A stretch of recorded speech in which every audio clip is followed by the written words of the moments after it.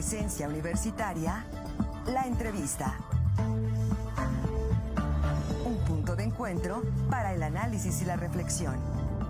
Son las 8 de la mañana y con 20 minutos y tal como se lo adelantábamos desde ayer y hoy muy temprano al inicio de este espacio, está con nosotros ya aquí en el estudio nuestra invitada en esta mañana, la doctora Donatella Occhipinti, doctora en Humanidades de la Universidad Autónoma de Querétaro, y a quien la hemos molestado para que hoy nos genere reflexión en torno a lo que es la peregrinación hacia la Basílica de Guadalupe, hacia el Cerro del Tepeyac, justamente en este lugar de culto en la fe católica hacia la Virgen de Guadalupe. Doctora, ¿cómo está? Muy buenos días. ¿Qué tal? Y otra vez, muchas gracias por estar con nosotros. No, gracias a ustedes por la invitación. Aquí estamos para servirles y para compartir nuestros conocimientos, por supuesto. Muchas gracias. Y de esto que vamos a platicar se encuentra precisamente plasmada en un proyecto de investigación que se traduce en una creación, en una obra de investigación.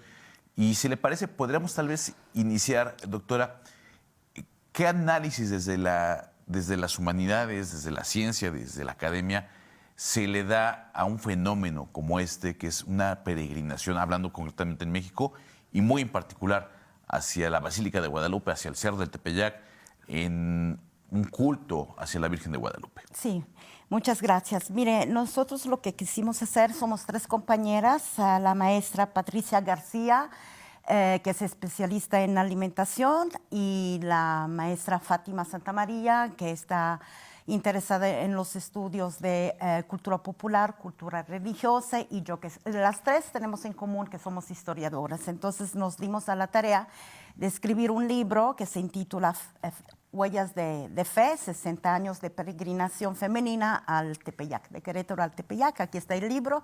A finales de la transmisión vamos a rifar este libro, lo vamos a regalar, ¿sí?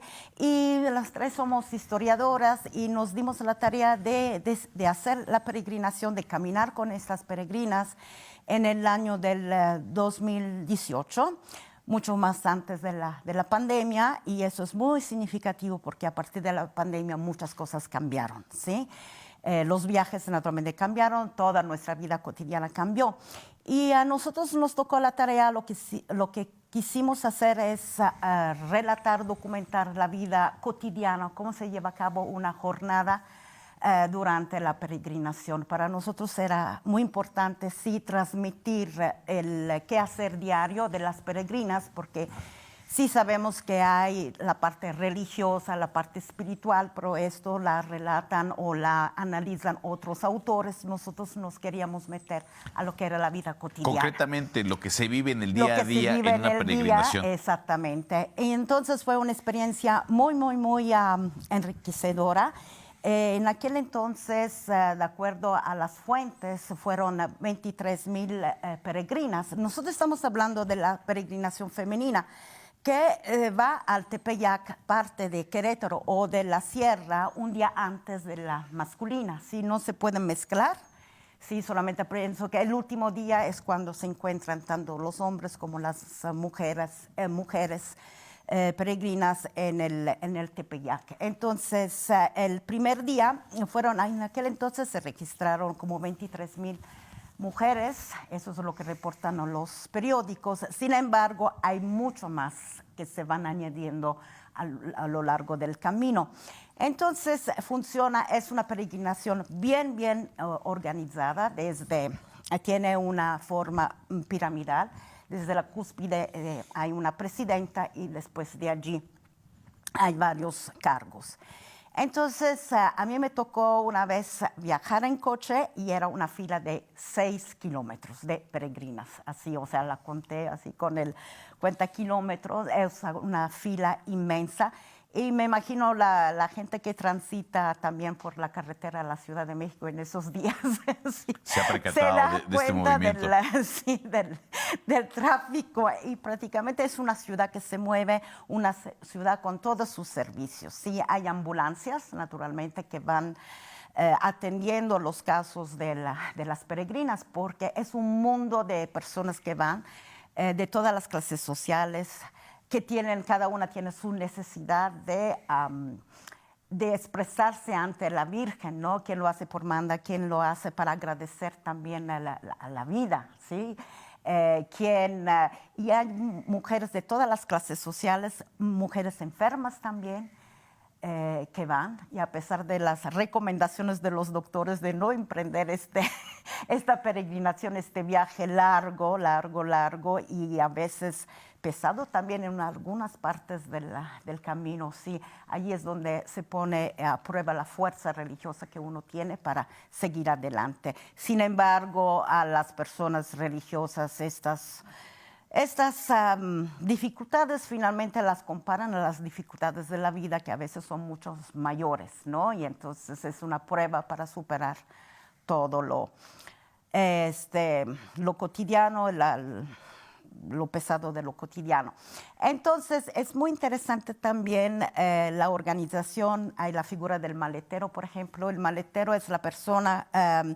es una de las pocas figuras masculinas que existe adentro de la peregrinación, que se desplaza con su vehículo. Las peregrinas cargan finalmente sus maletas, naturalmente se la entregan al maletero, y que las deja en los aposentos. ¿Qué son los aposentos? Son las estructuras de alojamiento donde se quedan las peregrinas, que pueden ser casas de particulares, que pueden ser escuelas, salones de fiesta. Bueno, finalmente son las estructuras que están disponibles en esta peregrinación, ¿sí? Es toda una organización Sí. que requiere de meses de anticipación. Por supuesto. Justamente para llegar al cometido, que es llegar al Tepeyac, a la Sí. Basílica de Guadalupe. Sí, que finalmente son 7 días de camino. 7 días de camino. Sí. ¿Cuántos kilómetros se recorren Que serán por día? para la ciudad. Al día serán como 20, 30, porque el cuerpo no puede más de 20, 30 no puede más, dependiendo de las zonas, pero sí mínimo unos 20 kilómetros por día. ¿Y qué se va haciendo durante este recorrido? ¿Qué es, no sé si haya cánticos, rezos? Sí, ¿Qué se hay hace durante esta misa jornada? diaria. Sí, diario hay misa. Hay también unos rituales también que se va haciendo, y una cosa muy interesante es que hay cánticos. Sobre todo esto es una dinámica que sucede cuando las peregrinas están un poco cansadas. Entonces la jefe de grupo, lo que sí, para animar y para que se siga adelante, empiezan estos cánticos, y como que se relajan y otra vez cobran fuerza para seguir adelante. Sí. Doctora, lamentablemente el tiempo se nos ha ido muy rápido en esta charla. Un minutito para alguna consideración final Sí. en esta reflexión. Bueno, es una peregrinación muy importante. Creo que es una de las más importantes del mundo. Es de las pocas donde solamente las mujeres van adelante. Ni siquiera en el mundo musulmán las mujeres peregrinas marchan solas. Y es algo muy importante para los queretanos. Además del fervor religioso, también son tradiciones que se van tramandando de familias en familias. Entonces nosotros, a través de este libro, lo que quisimos es preservar finalmente esta tradición, estas maneras de vivir la peregrinación antes de la pandemia, porque finalmente sí cambiaron las cosas, naturalmente. Definitivamente. Todavía yo no tengo datos de cómo haya cambiado, pero finalmente es un testimonio de cómo se llevaba la peregrinación antes de la pandemia.